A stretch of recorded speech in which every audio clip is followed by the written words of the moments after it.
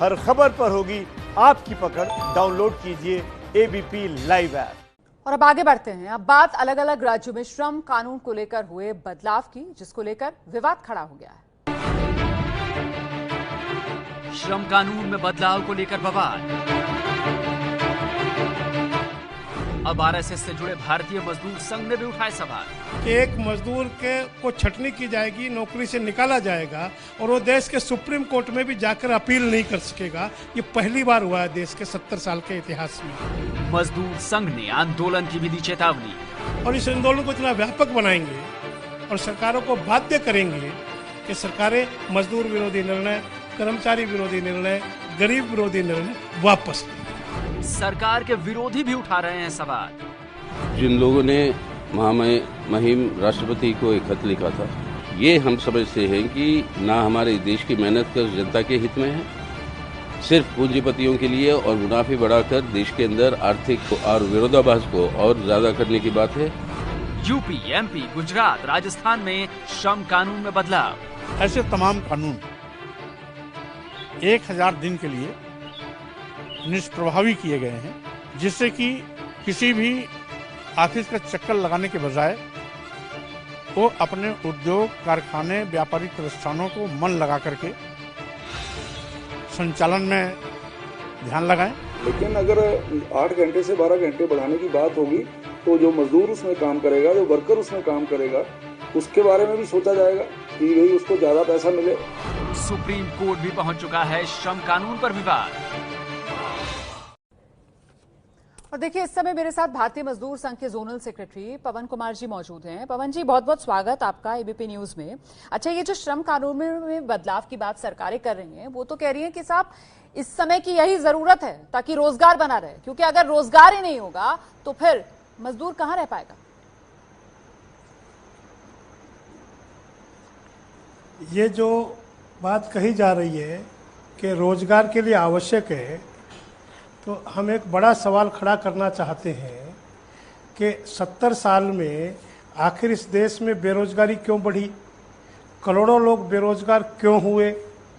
इसका उत्तर किसके पास है। केवल 1.5 महीने के इस कालखंड में तो बेरोजगारी नहीं बढ़ी, बेरोजगारी तो लगातार बढ़ रही है।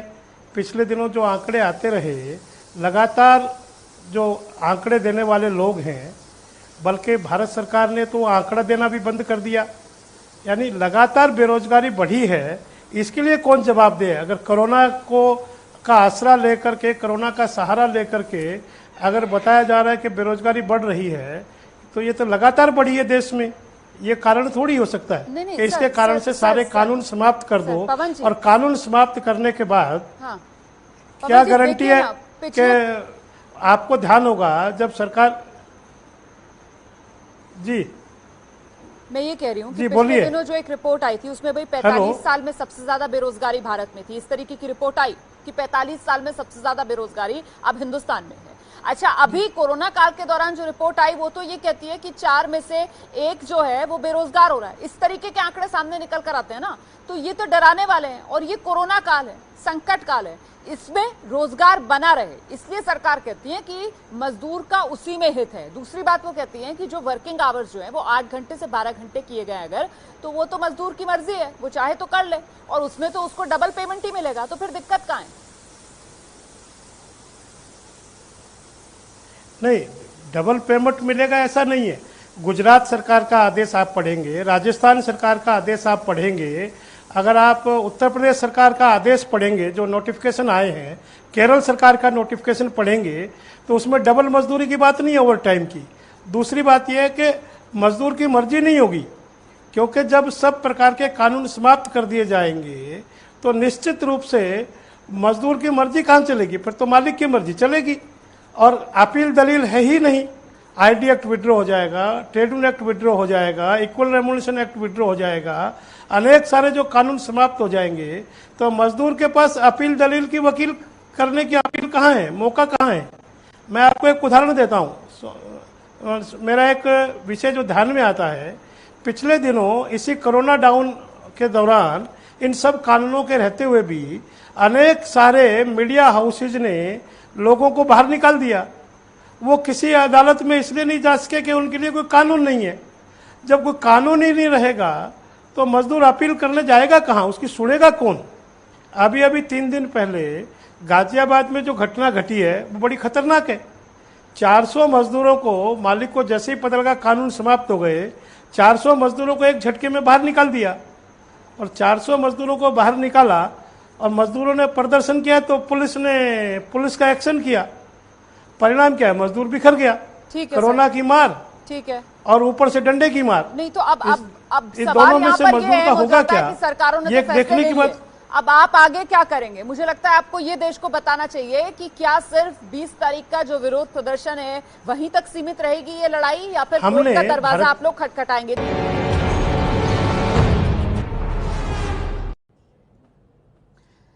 हम चर्चा आगे बढ़ाते हैं, पवन जी के पास सीधे रुख करते हैं। पवन जी, कोर्ट का दरवाजा खटखटाएंगे क्या? भारतीय मजदूर संघ ने इस सब को देखते हुए अपने आंदोलन की घोषणा की है। हमने अपनी यूनियनों से कहा है 16, 17, 18 ये 3 दिनों के अंदर हमारी लगभग 6000 यूनियनें जो ग्राउंड पर काम करती है वो अपने अपने जिला प्रशासन के माध्यम से, तहसील प्रशासन के माध्यम से देश के माननीय प्रधानमंत्री जी को एक पत्र लिखेंगे, ज्ञापन देंगे। उसके बाद 20 तारीख को हम देश भर के जिला मुख्यालयों पर, तहसील हेडक्वार्टर पर, इंडस्ट्रियल हाउसेज पर, जो बड़े बड़े इंडस्ट्रियल बेल्ट्स है वहाँ प्रदर्शन करेंगे। सब प्रकार के डिस्टेंस को मेंटेन करते हुए, सरकार के जो प्रोटोकॉल है उसको मेंटेन करते हुए हम प्रदर्शन करेंगे अपने विरोध, सरकार के विरोध में। और सरकार ने फिर भी नहीं माना तो 30 और 31 तारीख को हम लोगों ने बड़ी बड़ी कन्वेंशंस करने का निर्णय किया है। का दरवाजा खटखटाएंगे फिजिकल क्या? हो सकेगी वहाँ फिजिकल कन्वेंशन करेंगे। अदालत का दरवाजा खटखटाएंगे क्या? अगर आवश्यक होगा तो अदालत का, जी पक्का हमारी लीगल टीम काम कर रही है। आवश्यक होने पर दोनों काम करेंगे, सड़क पर भी लड़ेंगे, कोर्ट में भी लड़ेंगे। ये जिस तरीके के तेवर दिखा रहे हैं, इससे तो फिर श्रम कानूनों में जो बदलाव सरकारों की तरफ से किए गए हैं वो लटक सकते हैं, उलझ सकता है मामला।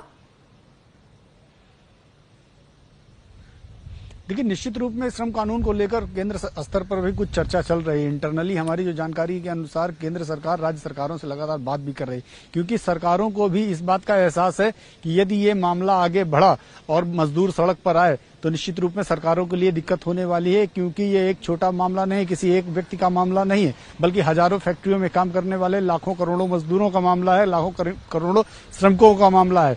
आखिर एक व्यक्ति काम करेगा और उसको अपील करने का अधिकार नहीं रहेगा और 8 घंटे के बजाय उसे 12 घंटे काम करना पड़ेगा और उसको जो मिनिमम वेज है वही मिलेगा, तो उस समय मजदूरों की स्थिति ये होगी कि वो अपने हक की लड़ाई के लिए न सिर्फ सड़क पर, बल्कि जैसा खुद अभी पवन कुमार ने कहा कि कोर्ट में जाएंगे, तो ये तो कोर्ट में जाएंगे, ऐसे और भी कई यूनियन है जो ये तैयारी कर रहे हैं कि कोर्ट में जाने की। लेकिन जो सबसे बड़ी संभावना ये है कि अगर मजदूर फैक्ट्रियों में नहीं गया, सड़कों पे रह गया, काम नहीं हुआ, तो जो चाहे 20 लाख करोड़ के पैकेज की बात हो या राज्य सरकारें अपने यहाँ फैक्ट्रियों को फिर से संचालित करने की बात हो, वो चालू कैसे होगा जब मजदूर काम ही नहीं करने जाएगा? बेमानी हो जाएगा ना, फिर वो तमाम 20 लाख करोड़ का जो आर्थिक पैकेज है वही बेमानी हो जाएगा।